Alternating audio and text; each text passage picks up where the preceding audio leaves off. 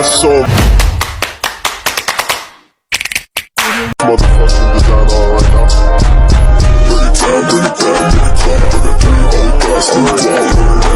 Assalamualaikum warahmatullahi wabarakatuh.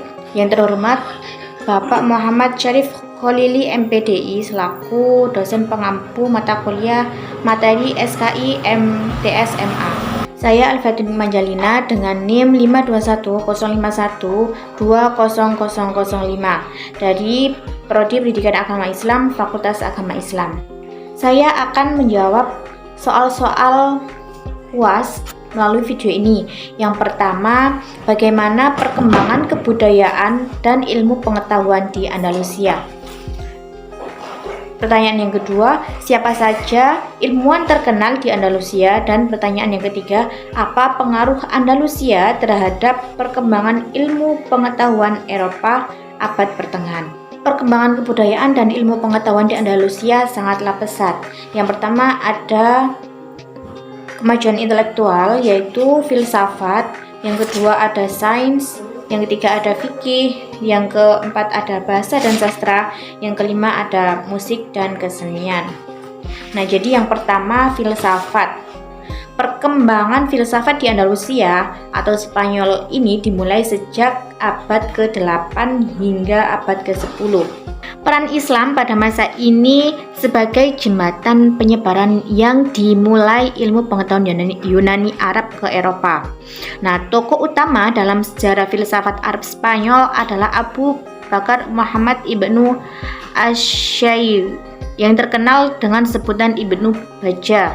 Filsuf Muslim terbesar pengaruhnya terhadap dunia barat adalah astronom Spanyol Arab yang juga terkenal sebagai dokter dan komentator Aristoteles, yaitu Abu Al-Walid Muhammad Ibnu Ahmad bin Rushd. Yang kedua, sains. Dalam bidang sains mengalami perkembangan yang sangat pesat, terutama dalam ilmu-ilmu kedokteran, musik, matematika, astronomi, dan lain-lain. Abbas Ibnu Farns adalah ilmuwan termasyhur dalam ilmu kimia dan astronomi yang berhasil menemukan pembuatan kaca dari batu. Demikian pula Ibrahim Ibnu Yahya yang dapat menentukan waktu terjadinya gerhana matahari dan lamanya. Selain itu, ia juga berhasil membuat teropong modern yang dapat menentukan jarak antara tata surya dan bintang-bintang.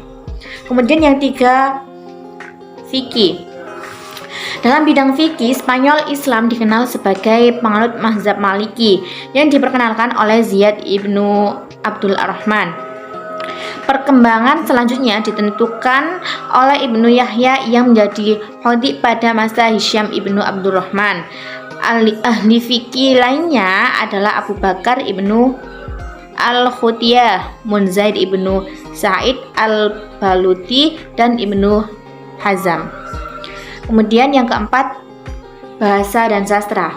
Para ahli bahasa Arab yang lahir pada masa kekuasaan Islam di Spanyol, diantaranya Ibnu Syayidi, Muhammad Ibnu Malik, pengarang Alfiyah tata bahasa Arab, Ibnu Huruf, Ibnu Al-Hajj, Abu Ali Al-Isyabili, Abu Al-Hasan bin Usfur, dan Abu Hayyan Al-Ghornati. Nah, dalam bidang sastra, Al-Qad Al-Farid karya Ibnu Abdurrabbih, Az-Zakaria fi Mahasin Al-Jazirah, Kitab Al-Qalid karya Al-Fat Ibnu Hakon, dan lain-lain. Nah, dalam perkembangan kebudayaan di sini di Andalusia juga ada musik dan kesenian. Jadi musik dan kesenian pada masa kekuasaan Islam di Spanyol berkembang dan banyak memperoleh apresiasi dari para tokoh penguasa istana.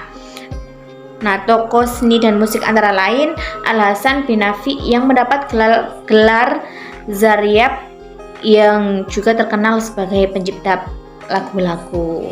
Nah, kemudian soal yang kedua, siapakah ilmuwan yang terkenal pada masa kejayaan Andalusia di bidang pengetahuan? Yang pertama ada Abbas Ibnu Farns, kemudian ada Abu Bakar Muhammad Ibnu Ash-Shaykh, kemudian ada Abu Al-Walid Muhammad Ibnu Ahmad bin Rushd, Ibrahim Ibnu Yahya, kemudian ada Nur ad-Din Ibnu Ishaq al-Birruj, kemudian Al-Khwarizmi, Ibnu Jubair, Ziyad Ibnu Abdurrahman, Ibnu Syaibi, Muhammad bin Malik, kemudian Ibnu Huruf, Ibnu Al-Hajj, dan Abu Hasan bin Usfur, dan masih banyak lagi.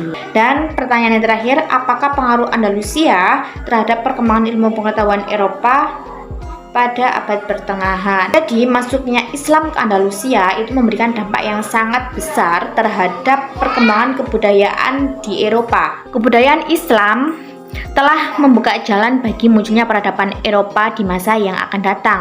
Nah, kemajuan itu berdampak pada terjadinya Renaissance di Eropa selama abad pertengahan. Nah, abad pertengahan ini di Eropa bisa disebut juga dengan abad ke-8.